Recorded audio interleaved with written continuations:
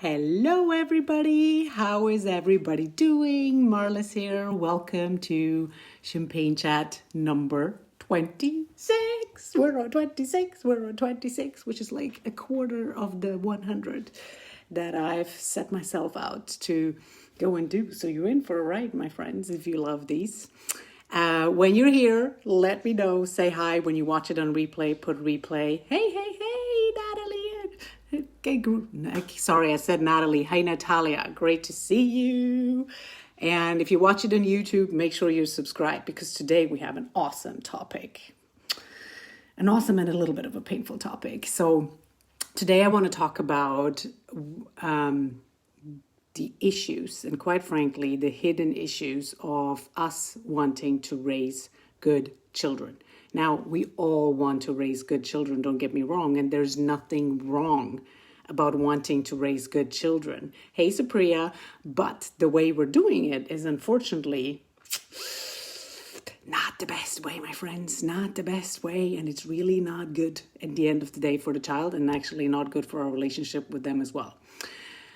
So I want to share with you today why that is and what you want to focus on instead. So if we actually, for those of you who say, actually, my child is really good, they're doing homework, they're always on time, they're organized, they're tidy, like they're the perfect show example child, and they're very polite outside of the house.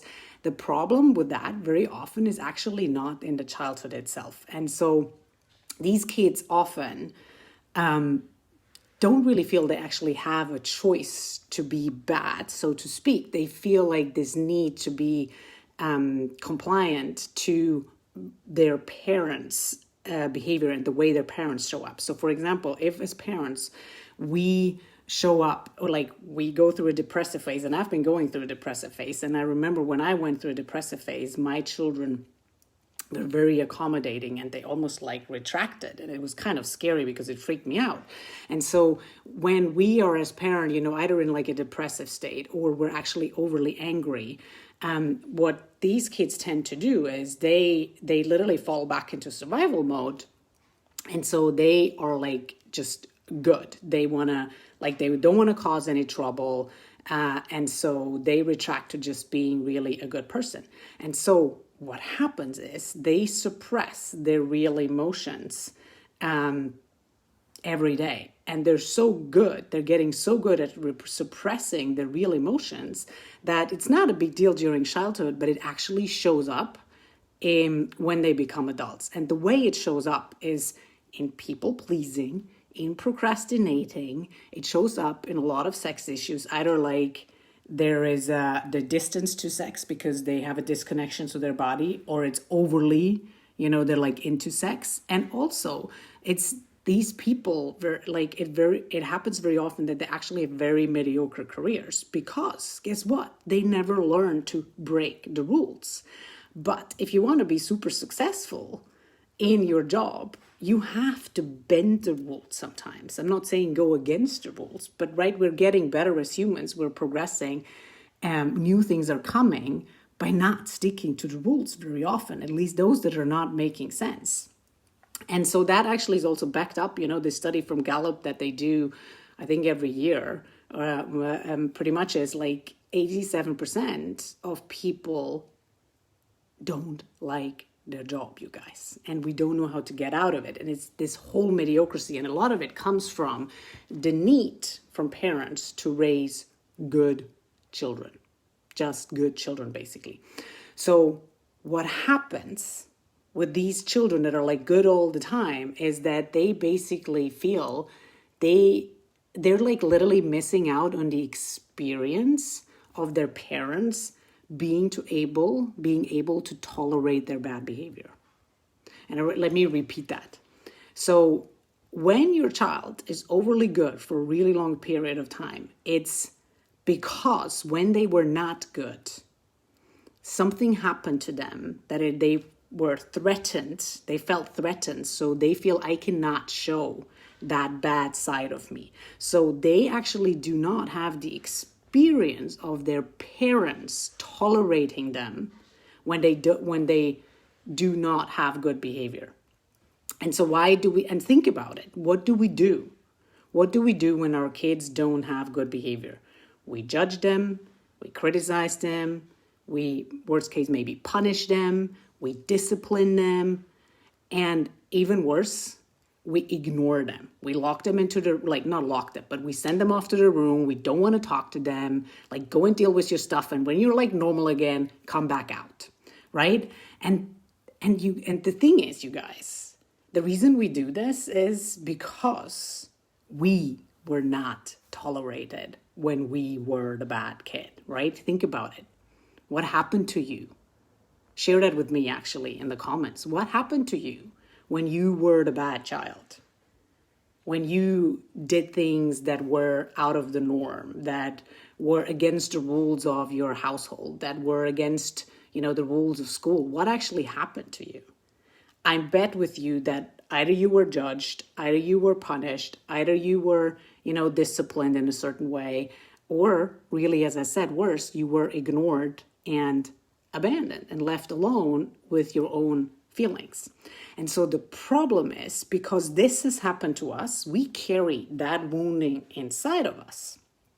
And what we are doing is basically we are doing anything to avoid that pain coming back out. And that's why our kids, when they don't listen to us, which is a trigger word for us, it's like, or when they have bad behavior, we get triggered. Because what they're doing is they're literally triggering that side inside of us when we were the bad child. And because we were shown it's not okay to be the bad child or to be the, bad behavior equals bad child very often. That's unfortunately the way we've been taught, right?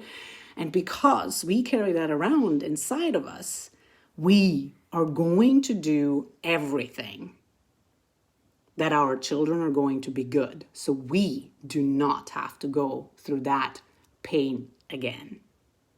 And the problem with that, my friends, is that the more we focus on just the good things in our children, what we actually just teach them is that you can only love half of your human. Because the other side in you, which is the side where, the human side that wants to do naughty things, the human side that wants to steal, the human side that wants to hit or whatever else, that's the bad side. You do not love that side. And when we teach our kids that, they are basically growing up super unhappy, and they're growing up having this mediocrity and the need to please constantly other people. The reality is proper maturity, proper accountability, proper emotional maturity in particular comes from like you being super unfrightened about the dark sides that live inside of us, because every human has them. There is no single human on this planet that is just good. There's just good. And that's kind of the tricky thing, because we actually know that we are capable of lying, we're capable of cheating, we're capable of doing bad things. We know that, and we do not like that about us.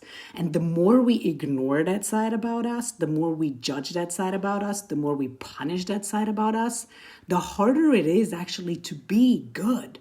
Because you're constantly fighting against the other side, against like the dark side. And so the magic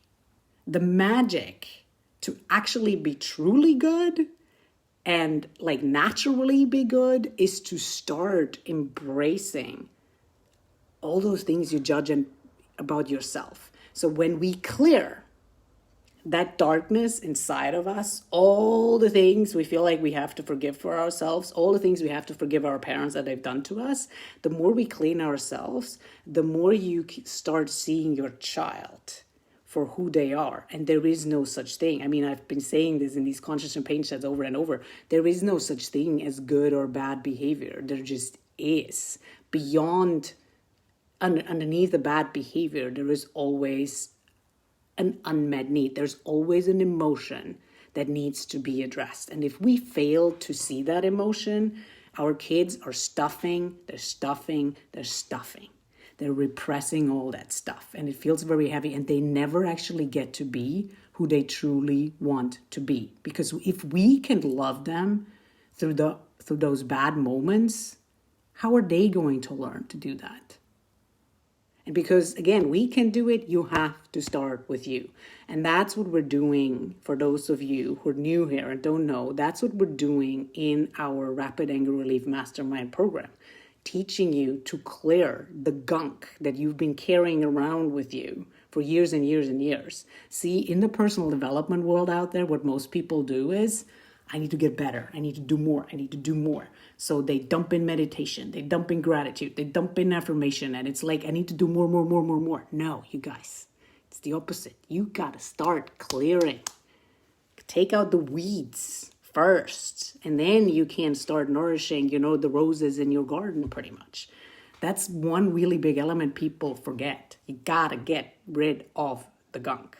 And when you get rid of the gunk and you truly start seeing yourself as a whole human who has all the good and the bad, and that's what makes this beautiful entity. The more you're aligned with that human, the easier it is to teach the same thing to your kids. And the easier it will be for them to actually be truly kind people. Because kindness starts with being kind to you, so they can go out and be kind to everybody else in the world. Okay? So, if you want to join us in the mastermind, there's a link somewhere in this group, I think, in the welcome post, or send me a message. It's $297, super cheap. You're going to be with us in a safe container where we clear all that stuff and get you free from it, so you can, build those easier relationship with your children as well, and teach them how to actually truly, embrace themselves as well. So tomorrow, my friends, I'm going to talk about a very similar topic, but quite different, which is the issue with us as moms trying to be strong and keeping it all together. Okay? So I'll share that. Hop into the mastermind with us. Reach out if you have any questions. And otherwise, I'll see you back tomorrow. Take care. Bye.